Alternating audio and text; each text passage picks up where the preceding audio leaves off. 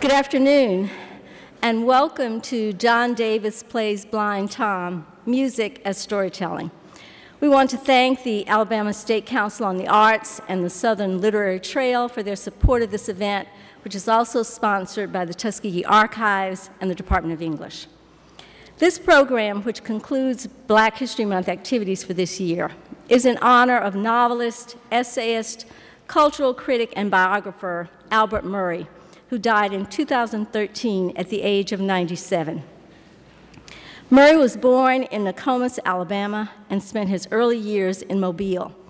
He received his BS from Tuskegee in 1939, and he returned to Tuskegee to teach composition and literature and to direct the theater from 1940 to 1943 and from 1946 to 1951. Murray, who authored 12 books, was one of the most perceptive interpreters of Black American art and culture, and he drew heavily on his Southern roots in his work to celebrate the cultural richness of Black America and of the United States as a whole. He argued persuasively that those who focus on Blacks as victims ignore the heroic modes of life and expression Blacks have created. For example, in his books, The Omni-Americans, The Hero and the Blues, and other works, he views the blues form as a vehicle for coping with the harshness and absurdity of life, comparing the form to ancient tragedy. In novels like Train Whistle Guitar and The Spyglass Tree, he stresses the importance of place, and the Black community is portrayed not as a center of pathology and degradation, but rather the briar patch of Black American folklore, where children and youth are nurtured by relatives, teachers, church people, and others, and where they acquire the knowledge, wisdom, and skills they need to survive and to thrive. Throughout his writing, Murray affirms the richness and life-affirming nature of Black culture, keenly aware of the vibrant African-American hues and textures in the national mosaic, referring to American culture as irrevocably composite and incontestably mulatto. In his life and work, Murray displayed a profound appreciation and understanding of American music, especially jazz and the blues. He illuminated African-American musicians and their art, and he was the co-founder of Jazz at Lincoln Center. So we feel that this program today is a fitting tribute to his artistic and intellectual achievements. Our guest performer and lecturer is John Davis, whose musical virtuosity and immersion in African-American culture are at the core of his cutting-edge career as a performer, recording artist, author, and collector. His seminal CD, John Davis Plays Blind Tom, became a top 10 seller in classical music at Tower Records and on Amazon.com, and in the words of the Atlanta Journal-Constitution, single-handedly revived the lost legacy of Thomas Blind Tom Wiggins. Mr. Davis, through his appearances, recordings, and writings, continues to uncover and disseminate previously unacknowledged American roots music. His other recordings include the CDs Marshfield Tornado, John Davis Plays Blind Boon, and Halley's Comet, Around the Piano with Mark Twain and John Davis. He has been featured on CNN, CNN International, the BBC World News, and NPR's All Things Considered. Among the numerous print publications in which he has been profiled are The New Yorker, The Oxford American, The Independent of London, and Scientific American. His literary output includes contributions to African American lives, the African American National Biography, and Stress and Coping in Autism. Mr. Davis holds a bachelor's degree in history and Russian language and literature from Brown University and a master's degree in piano from the Juilliard School. We're delighted to have him with us today to discuss and perform the music of Thomas Blind Tom Wiggins. Please join me in welcoming John Davis. Thank you so much.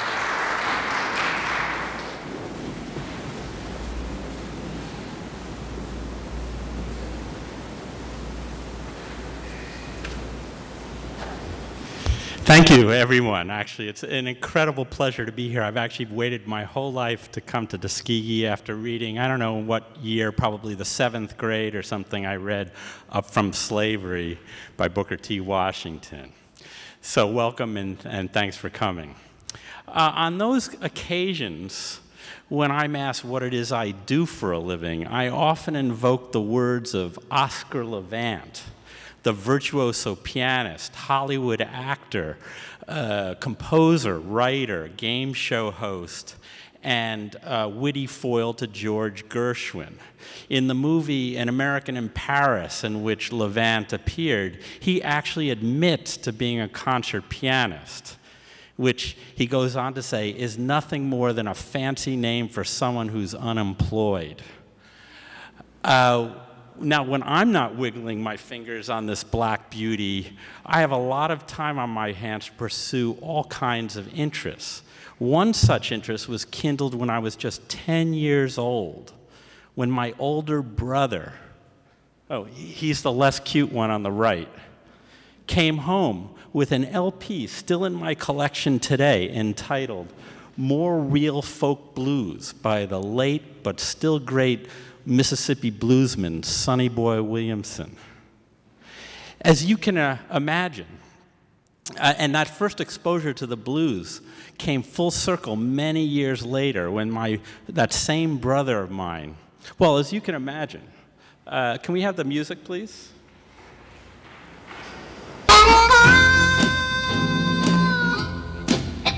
And as you can imagine,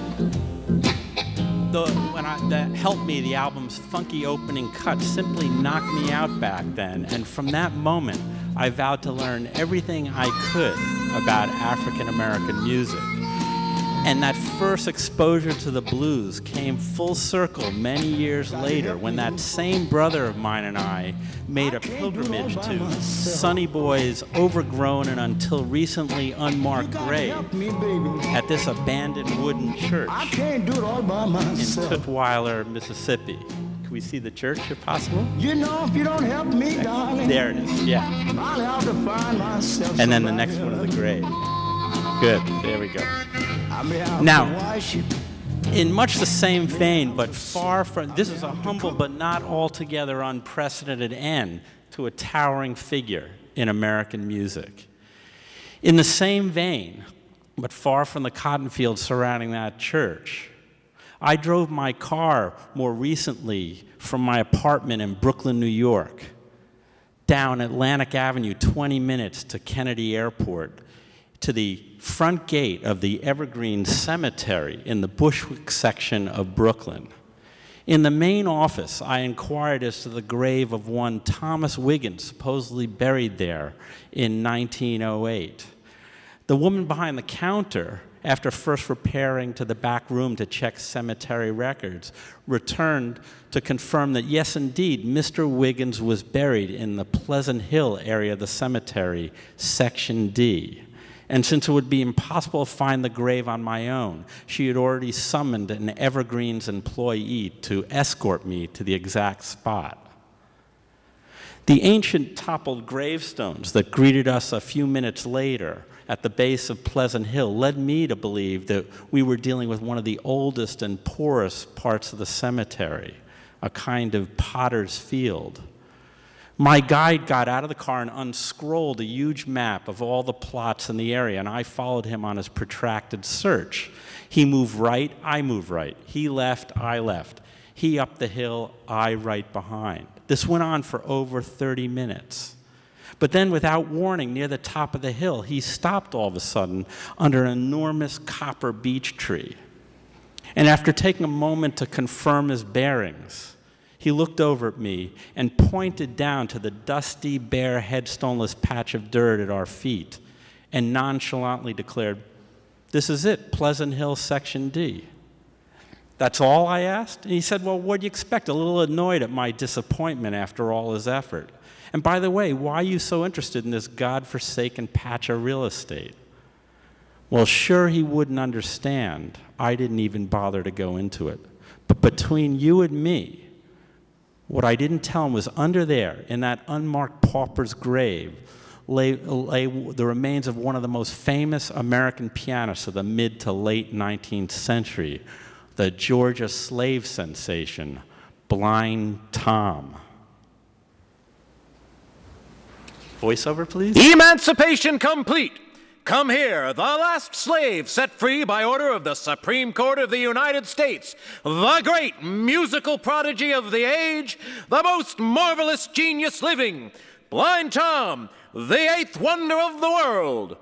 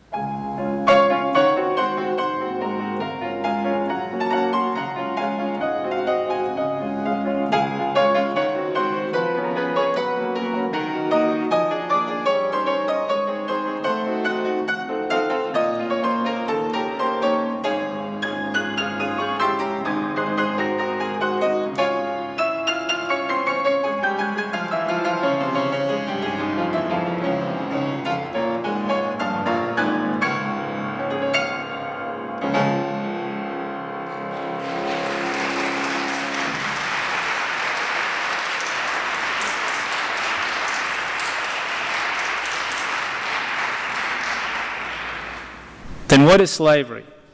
It is a class of laborers incapable of taking care of themselves and controlled by individuals who are not only capable of taking care of them, but interested in doing it. Talk about the sin of holding them in bondage. Better far consider the sin of discarding them and thrusting them out from their present condition of ease, comfort, happiness, and prosperity into a condition of misery and destitution. These, then, we think, are sufficient reasons why we should keep our slaves as they are. They are a part of our people. They have been raised up with us. They have the right to their present condition, and we have no right to deprive them of it.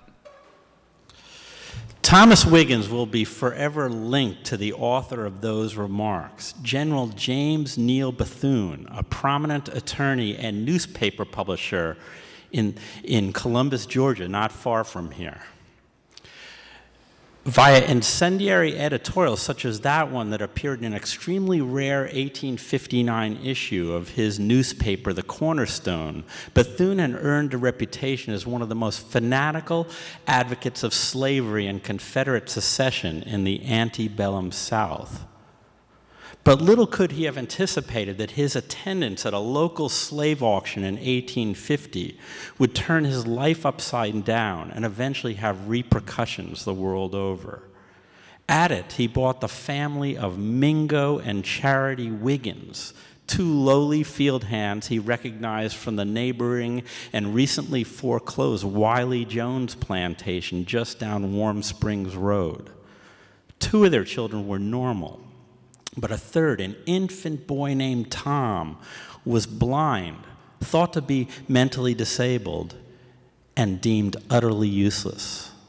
According to his mother, Charity, he did not have the knowledge of other children. He has not unto this day. He was born blind. He never had any white to his eyes. They were as black as my hand. If he heard a chicken crow before he was a year old, he would make the same noise. If he heard a dog bark, he would bark. If he heard a bird sing, he would try to sing. He would try to follow any noise that pleased him. So we had to watch him. I would sit up part of the night, and my husband would sit up the other part watching him. But he would get away from us, and it was when he got away once that his music talent was found out. He crawled into the parlor when all the Bethune family was at dinner, and he got at the piano. The white people heard this sound, and they went to see who made them. They found Tom playing. He was only one. It completely astonished them. a proud parent prone to exaggeration, no doubt. Tom, in fact, was probably closer to 3 years of age at this defining moment. Almost immediately, his musical education began. Mary, the oldest daughter and the Bethune family's most accomplished pianist, started the boy in on lessons. Eventually, more professionally recognized instructors, pedagogues who would oversee Tom's artistic development throughout the rest of his career, were called in. And Tom absorbed their teaching and repertoire they favored so rapidly that his talents soon became widely known around the neighborhood. However, Tom's reckless search for sound often got him into trouble. One story involves 2 metal drain pipes running down the big house on the plantation. Water dripping through them would produce contrasting sounds. During one particularly heavy downpour, Tom crawled over to the spouts in order to listen to the music coming from them. When he nearly drowned, the story goes, his mother had to rescue and revive him. Whenever it rained, whether by day or night, he would go into that passage and remain as long as the rain continued. When he was less than 5 years of age, having been there during a severe thunderstorm, he went to the piano and played what is now known as his rainstorm.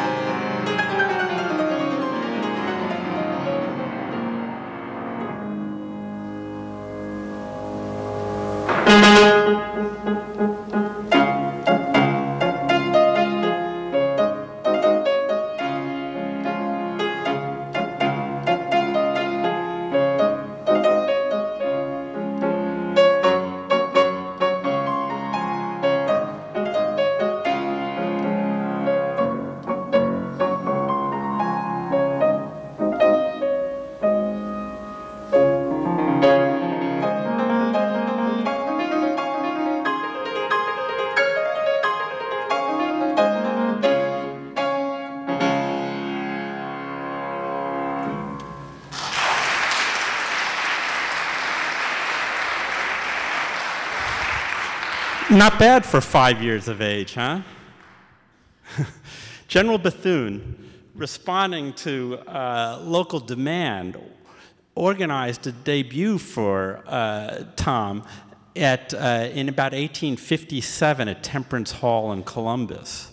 But with the death of his wife Frances soon thereafter and his increasingly prominent role in the emerging debate over states' rights, Bethune came to the regretful realization that he could no longer continue as Tom's manager.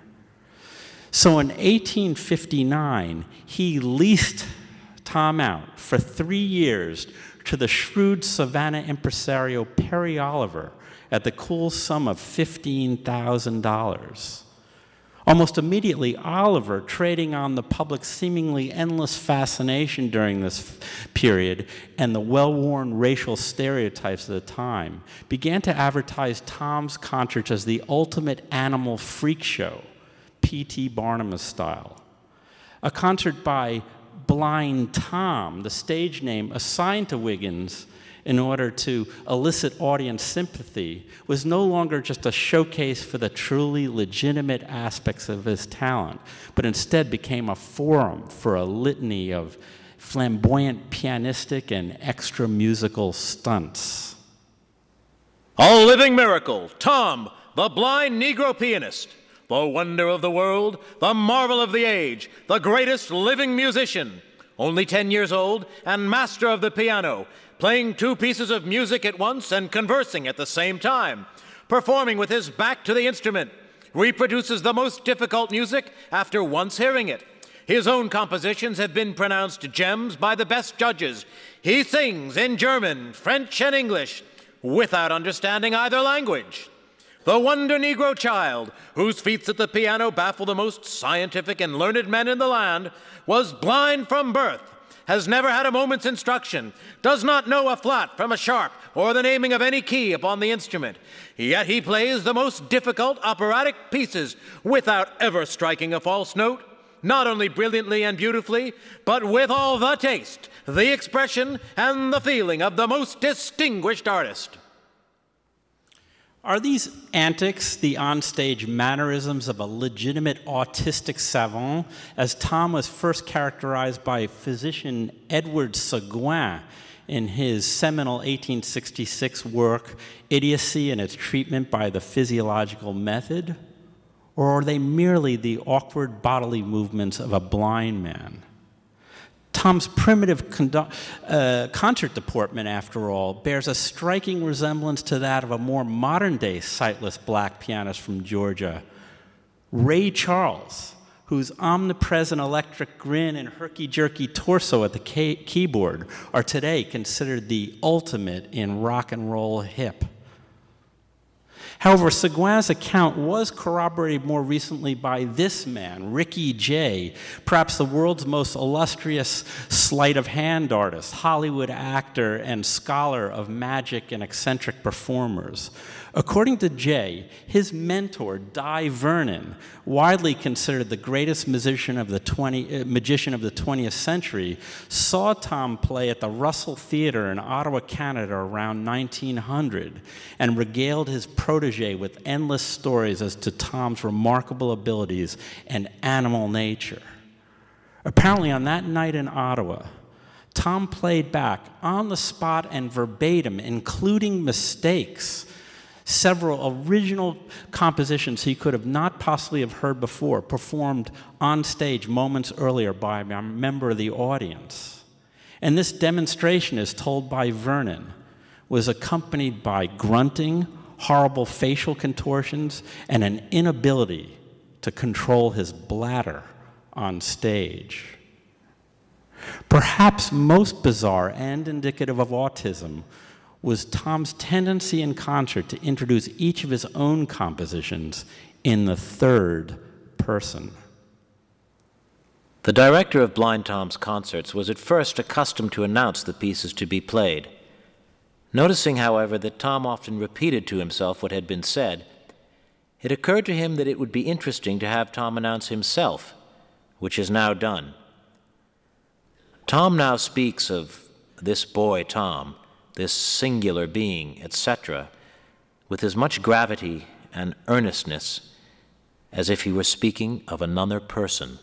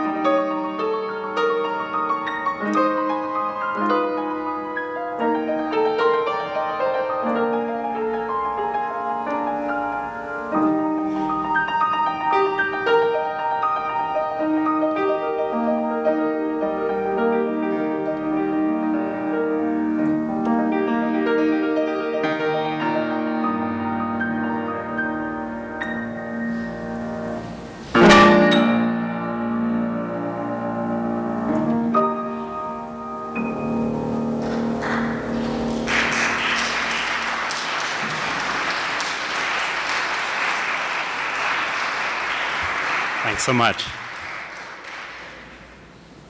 Some curious metaphysical questions grow out of these remarkable demonstrations. What is this boy? A Negro belonging to an unintellectual race, himself an idiot. But what is intellect and what is idiocy? Can he be an idiot with whom those achievements are most ordinary, which in others are pronounced the grandest evidences of masterly genius? Perhaps the soul of some unfortunate defunct musician, misbehaving on earth, has been banished into the awkward and angular body of blind Tom. Under Oliver's aegis, Tom's career took off.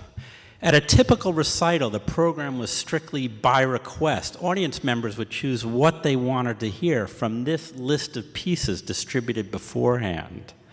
Eventually, Tom's repertoire grew to an astounding 7,000 established works by, among others, Bach, Beethoven, Chopin, Mendelssohn, and Liszt, not to mention over 100 pieces attributed to him, some evoking the sounds of natural phenomena, for instance, his rainstorm, and others the rhythmic clattering of mechanical devices, for instance, his imitation of a sewing machine just heard. The sale of published versions of these and other pieces transcribed by his coterie of teachers soon became big business in this pre-recording era. In 1860, Blind Tom gave a command performance for the president at the White House, the first African American to do so. And in the years leading up to the Civil War, the annual earnings from his concerts reached an astounding $100,000, equivalent today to $1.5 million a year, making Blind Tom undoubtedly the most highly paid pianist of the 19th century. Tom, of course, saw almost none of this money as it was funneled directly into the Bethune bank account. In 1861, of course, America went to war with itself. The escalation of the fighting by 1862 made it so difficult for Tom to continue touring that Oliver and Bethune decided to void the final year of their contract. And rather than let his property go free after Lincoln's 1863 Emancipation Proclamation, Bethune managed to induce Tom's parents, Mingo and Charity, into signing an indenture agreement binding their son to his now former owner for the next 5 years in exchange for services rendered. For the remainder of the war, Bethune never let Tom out of his sight, keeping him well south of the battle lines. However, Tom continued to give concerts exclusively below the Mason-Dixon line, with much of the income generated going to support the Confederate war effort. According to Bethune's grandson, Norman Robinson Jr., writing in a 1967 issue of the Georgia Historical Quarterly, "One of my uncles, coming to Georgia on a furlough from fighting in the Confederate Army, described to the family his experiences of what the Southerners always called the Battle of Manassas and the Northerners called the Battle of Bull Run. Tom listened with delight to the stories of the rolling of the muskets and the booming of the cannon. Having mulled it over, Tom reduced it to a descriptive piece. In the first place, he will represent the Southern Army leaving home to their favorite tune of "The Girl I Left Behind Me," which you will hear in the distance, growing louder and louder as they approach Manassas, the imitation of the drum and fife. He will represent the Grand Union Army leaving Washington City to the tune of Dixie. He will represent the eve of battle by a very soft, sweet melody, then the clatter of arms and accoutrements, the wire trumpet of Beauregard, which you will hear distinctly, and then McDowell's in the distance like an echo of the first. He will represent the firing of cannon to Yankee Doodle, Marseillaise hymn, Star-Spangled Banner, Dixie, and the arrival of the train of cars containing General Kirby Smith's reinforcements, after the arrival of which the fighting will grow more severe and then the retreat. What the musical cognoscenti thought of it, I do not know, but I do know that it was a knockout with the average audience.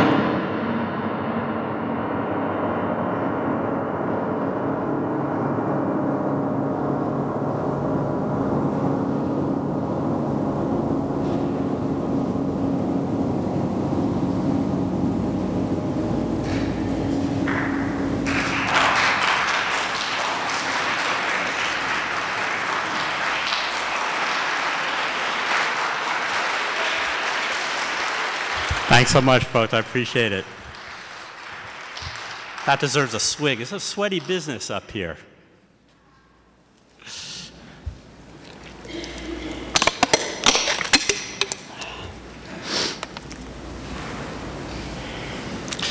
Okay, well, from here on out,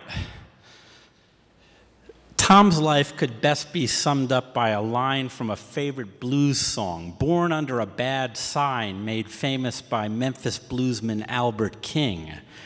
If it wasn't for bad luck, he'd have no luck at all. Tom's travails, in fact, began almost immediately after the war, when his first tour of northern states was cut short by a writ of habeas corpus suit challenging Bethune's guardianship and filed in a Cincinnati court by a man named Tabbs Gross, himself a former slave who'd become so successful as a show business promoter that he became known as the Barnum of the African race. In his affidavit, Gross outlined how in 1863 he had formulated a plan to buy Tom's parents from General Bethune, bring them north to freedom, and manage Tom's career. And that year, in fact, he made an extremely daring journey deep into the Confederacy, going behind enemy lines without permission in order to make Bethune an offer. Bethune's terms, however, of $20,000 in gold and half the profits in exchange for the boy's services for 5 years was well beyond what Gross was able to pay, and he returned home empty-handed. But by the end of the war, Gross had reconsidered, and he went back to Georgia in order to accept Bethune's original offer, even handing him a down payment. And he met Bethune yet again, this time in Louisville, Kentucky, in early June 1865, expecting at this juncture to take possession of Tom. But in the interim, Bethune had inexplicably changed his mind and called the whole deal off. Feeling utterly wronged, Gross and his attorney followed Bethune to Cincinnati, where Tom was giving concerts, and initiated legal proceedings in the Hamilton County Probate Court of Judge Woodruff. Tom's fame, as you might imagine, brought national attention to the suit, and a huge crowd gathered in the courtroom when the proceeding began. 6 days later, on July 26, 1865, the final decision came down, and it was a controversial one, mind you, in favor of General Bethune, based on part on Gross's less than honorable commercial motives, but more on dubious jurisdictional grounds. This bullet barely dodged. Bethune skipped town almost immediately after the reading of the verdict in order to resume Tom's hectic concert schedule, business as usual. Once again, members of the audiences before which he appeared were always trying to stump Tom, for as he grew older, his mastery of mimicry became practically perfect. Finally, one night, they thought they had Tom stopped. A man from the audience sat at the piano, played a few bars, ran his hands out to each end of the keyboard, dawdled with a bit of tremolo with each hand, then suddenly bent over and struck a middle note with his nose. As Tom took his place at the piano, the audience held its breath. Tom repeated the few introductory bars, ran his hands out to the end of the keyboard, and hesitated. Puzzled, he repeated the performance. All of a sudden, he played it all over rapidly, shot his head down, and banged the middle note with his nose. The audience almost tore the roof off.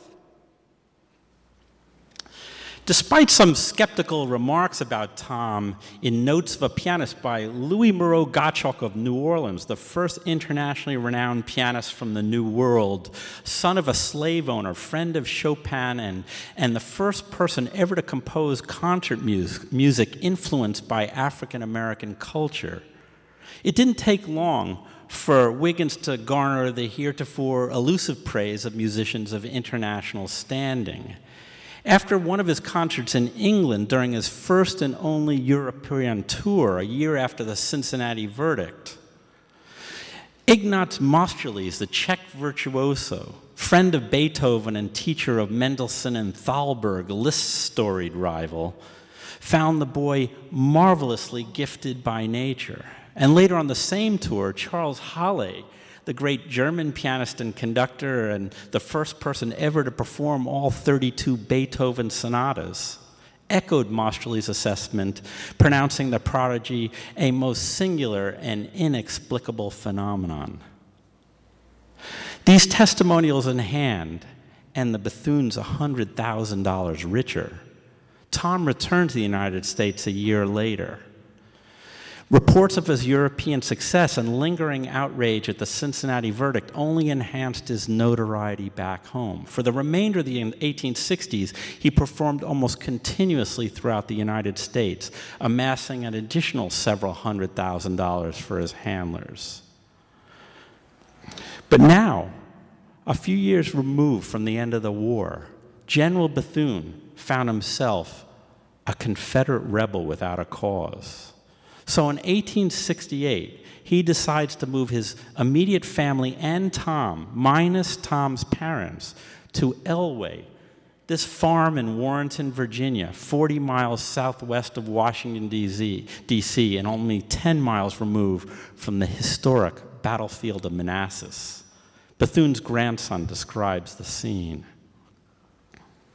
At the end of his concert session in May, Tom would be brought to the farm for his summer vacation. It was my grandfather's rule that Tom's vacation was his own. As I recall, Tom, he was about 5 feet 8 or 9 inches in height and weighed close to 200 pounds. He was not fat, but round-bodied and solid, agile, and unbelievably powerful. At the Virginia farm, Tom would amuse himself every day by turning handsprings on the lawn or going through a form of exercise peculiar to himself. He would stand on one leg, bend his body forward, and stick the other leg horizontally backward until he formed himself in a letter T. Then he would jump up and down on one foot, rubbing his hands together and chuckling. Through it all, Tom was like a kitten playing among falling leaves.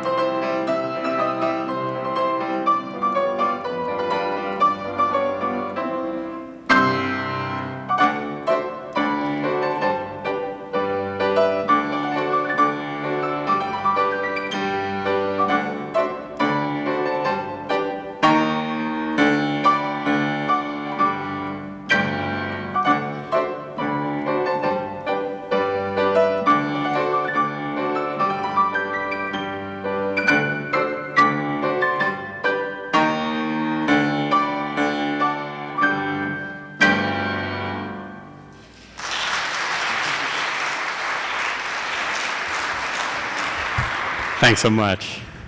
Now, by 1870, Bethune's indenture agreement with Tom's parents had expired. But with Mingo now dead and Charity still living down in Georgia, no one was able to protest when Bethune had a Virginia probate judge declare Tom mentally incompetent and name Bethune's son John as Tom's new legal guardian. 5 years later, in 1875, John Bethune moved with Tom to New York City, where the two of them took up residence at the boarding house of one Eliza Stutzbach, and remember that name, Eliza, located at 7 St. Mark's Place in Greenwich Village, shown here today, and coincidentally, directly next door to my younger sister's first New York apartment in the early 1990s at 5 St. Mark's Place. 7 years after that, John Bethune married his landlady.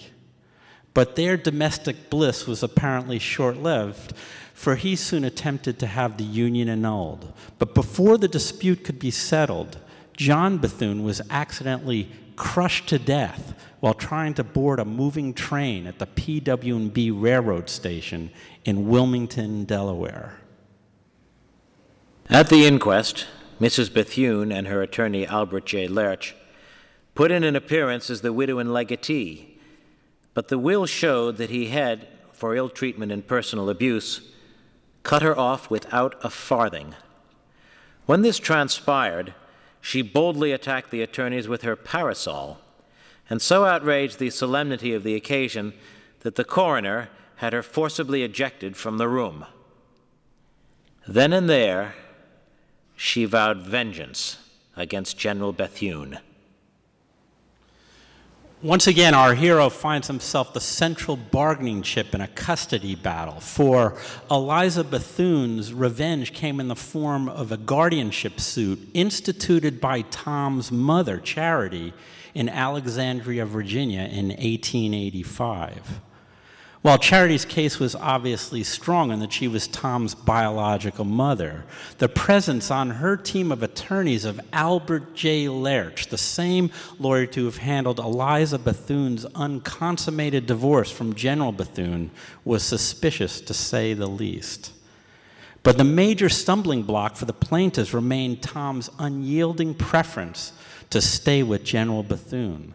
So great effort was made on Charity's side to show that her son was not of sound mind and in turn incapable of determining his rightful guardian. Many witnesses, including former teachers and managers of Tom, came in to testify as to his strange behavior. Tom himself even took the stand and, according to the Baltimore Sun, gave fairly intelligible answers. And General Bethune vigorously contested virtually every issue in this celebrated case that was batted around the U.S. courts for nearly 2 years. But finally, on July 3rd, 1887, Judge Bond, a federal judge in Baltimore, passed an order taking Thomas Wiggins, a.k.a. Blind Tom, out of the 38-year custody of General James Neal Bethune. But instead of making Tom a free man, out at long last from the yoke of slavery and his former owners, the judge instead appointed, at the naive request of Tom's mother, Charity, Eliza Bethune as Tom's new legal guardian. The pianist's reaction to the decision hardly could have come as a surprise. Under an order of Judge Bond, Blind Tom was brought here today from Warrenton to the United States courtroom by J.N. Bethune to be delivered to A.J. Lerch, counsel for Mrs. Eliza Bethune, the new committee appointed for Tom. Charity Wiggins, his mother, came to meet Tom. When she saw him, she said, "Tom, ain't you going to speak to your mother?" But he turned his back on her. At noon, Commissioner Fowler opened his court, and Mr. Bethune then delivered Tom to the marshal and said, "Tom, I deliver you to the court, and you will be turned over to a thief. But if the people where you are going get tired of you and turn you off, you can come back to your old home, and we will take care of you." Tom said, "I don't want to go. I won't go." and was almost in tears. The marshal said yes, but people sometimes have to go where they do not want to. And Tom replied, but they can fight. Then the marshal said, come on. But instead of coming on, Tom crowded back into a corner and appealed to Mr. Bethune not to let him go. At length, after much coaxing and a promise that he should be brought back, he consented to get into a carriage, and with the officers and his mother, he was driven to the 3:20 train and left for New York. Many of those present were much affected by the scene. Whatever ambition and enthusiasm Wiggins may have had earlier with respect to his career seemed to wane following his forced separation from General Bethune. In fact, other than a highly publicized series of return concerts he gave in 1904 at Manhattan Circle Theater at Columbus Circle, he spent the last 20 years of his life in a self-imposed semi-retirement that eventually spawned both rumors of his death in the historic Johnstown, Pennsylvania flood of 1889 and the careers of various Blind Tom impersonators on the burgeoning vaudeville circuit. However, money kept rolling in from the ongoing publishing of his sheet music and from the few concerts he did give. Profits were pocketed exclusively by Eliza Bethune Lerch, now married to her attorney, Albert J. Lerch, who with Tom split their time between Eliza's Manhattan brownstone and this large country manor in the New Jersey Highlands overlooking Sandy Hook at the mouth of New York Harbor. Washington, January 20th, 1895. General James N. Bethune of Georgia lies critically ill in this city. He is nearly 92 years old and has had in many respects a remarkable career. A native of Georgia, he was the first editor in the South to openly advocate secession. He was also the pioneer free trader in this country, having as early as 1840 advocated free trade and direct taxation. And incidentally, he became widely known as the original owner of Blind Tom, the Negro musical prodigy. General Bethune died a month later at his son's Washington residence. His body was immediately shipped back to Columbus for burial next to his wife, Frances, in the city's decaying Confederate Linwood Cemetery. Probably unbeknownst to the Bethune family's, Bethune descendants attending the general's funeral down in Columbus was that Charity, Tom's mother, was no longer living with her son up north, but instead in this 3-room shotgun shack less than a mile from where her former owner was being buried. In 1900, 3 years removed from her own death at 102, Charity was tracked down by a reporter for the Columbus Enquirer-Sun. I have been back from the North 6 years. I was there 9 years. And I tell you, I got mighty homesick. A lady persuaded me to go. They wanted me to help them get Thomas into other hands. I think Thomas ought to send me more letters. They tried to turn him against me in New York. One day he said, "Mother, you must go." I said, "Thomas, what put this into your head?" He said, "If you don't go, we will make you go." He put his hands out like as if he to shove me out. I said, "Thomas, who has been telling you to do this?" He said, "The people had, and was afterwards ashamed for the way he had acted. They stole him from me when I was in New York. I signed away my rights. They won't let Thomas come to see me, and I'm not allowed to see him." Following her eventual separation from Albert J. Lerch, Eliza moved with Tom in 1903 just across the Hudson River from Manhattan to this large apartment house at 60 12th Street in Hoboken, New Jersey. And although exquisite piano music could apparently be heard coming at all hours from their first-floor flat, curiously, no one in the building seemed to have any idea that this legendary musician was living within their midst. 3 weeks before his death, he suffered a paralytic stroke which affected his right arm and upper side. Again and again he tried to play, but when he found that his right hand would not play, and the left hand brought only discords, he wept like a child and said, "Tom's fingers won't play no mo." Saturday evening, June 13th, 1908, he again went to the piano and began softly singing, but his voice broke. Sobbing, he rose and said, "I'm done, all gone, missus." And then was heard a faint cry and a thump on the floor. A stone's throw from Manhattan and a world away from the Georgia plantation on which he was reared, Blind Tom died at age 59 in that Hoboken apartment. To the same evergreen cemetery which our story began and at which Eliza Bethune-Lerch would be buried a few years hence, the body of Thomas Wiggins was taken and laid to rest. Or was it? Not long ago, I was escorted onto private property near the old Bethune plantation down in Columbus. Upon meeting me alongside the vast estate's manicured English garden in the shape of a Confederate flag, one of the current owners escorted me through this tiny opening in the bushes into a small shaded grove. In it were 5 graves, 4 of them the crumbling crypts of the West family that took over the property after the Bethune relocated to Virginia.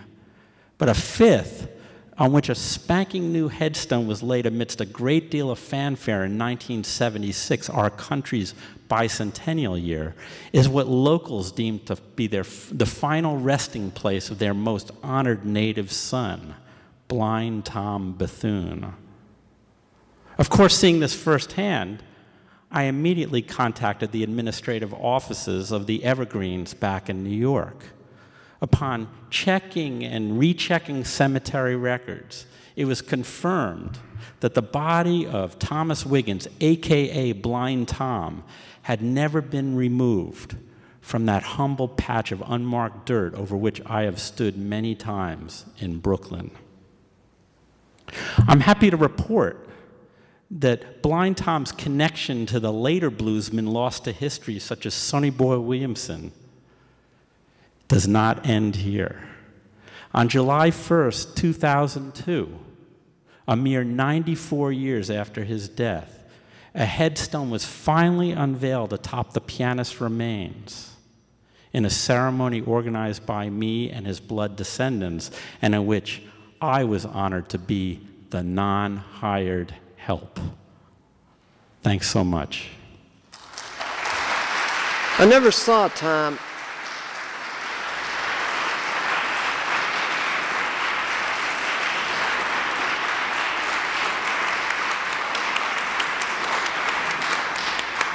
What a marvelous presentation. Thank you so much, Mr. Davis, for sharing this music and this history.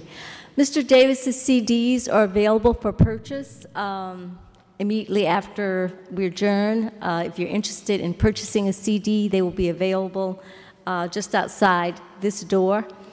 Let's thank him again.